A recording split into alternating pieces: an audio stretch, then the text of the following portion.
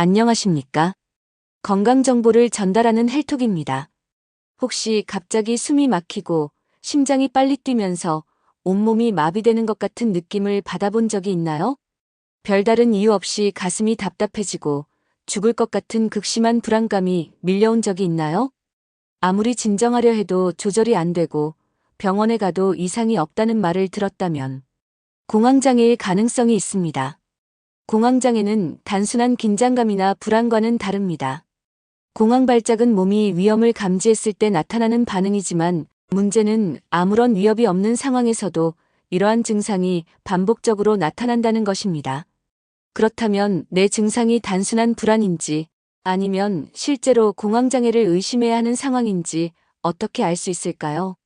이번 영상에서는 공황장애를 진단하는 공식 기준과 공황장애의 단계별 증상, 그리고 공황장애와 단순 불안의 차이점에 대하여 알려드리겠습니다. 끝까지 시청하시고 당신이 현재 어떤 상태인지 정확하게 확인해 보세요. 첫 번째, 공황장애란 무엇인가? 단순한 불안과 공황장애의 차이점. 공황장애는 특별한 이유 없이 갑자기 극심한 불안을 느끼고 그로 인해 신체적으로 강한 공포 반응이 나타나는 질환입니다. 보통 우리는 스트레스가 심할 때 긴장하거나 불안해질 수 있습니다. 하지만 이 경우에는 시간이 지나면 자연스럽게 진정됩니다. 그러나 공황장애는 이러한 불안이 예상하지 못한 순간에 통제할 수 없을 정도로 강하게 발생하는 것이 특징입니다. 공황장애를 겪는 사람들은 흔히 갑자기 숨이 막히고 죽을 것 같은 공포가 몰려오고 내 몸이 내 것이 아닌 것처럼 느껴지고 현실감이 사라지는 기분이 들고 심장이 미친 듯이 뛰고 정신을 잃을 것 같았다. 이런 경험을 합니다. 하지만 문제는 이런 증상이 한 번만 나타나는 것이 아니라 반복적으로 발생한다는 것입니다. 공황 발작을 한 번 경험하면 또 이런 일이 벌어지면 어떡하지? 라는 불안감 때문에 공황 발작 자체를 두려워하는 상태가 되어버립니다. 이렇게 되면 사람이 많은 곳이나 밀폐된 공간, 혼자 있는 상황을 피하게 되고 결국 일상생활이 어려워지게 됩니다. 그렇다면 공황장애를 정확히 진단하기 위해 어떤 증상을 확인해야 할까요? 두 번째, 공황장애 자가진단. 13가지 주요 증상 체크리스트 DSM-5 기준. 미국 정신의학회 APA에서 발표한 DSM-5 정신질환 진단 및 통계 편람에 따르면 공황장애를 진단하기 위해서는 갑작스러운 극심한 불안과 함께 아래 13가지 증상 중 4가지 이상이 나타나야 합니다. 지금부터 스스로 체크를 해보세요. 1. 심장이 두근거리거나 맥박이 빨라진다. 2. 갑자기 땀이 난다. 3. 몸이 떨리거나 손발이 떨린다. 4. 숨이 막히는 느낌이 들거나 호흡이 가빠진다. 5. 질식할 것 같은 느낌이 든다. 6.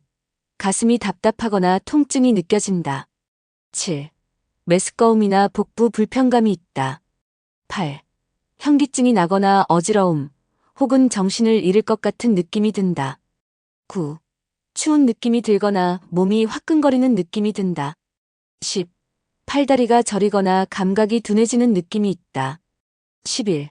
현실이 비현실적으로 느껴지거나 내가 나 자신이 아닌 것 같은 느낌이 든다.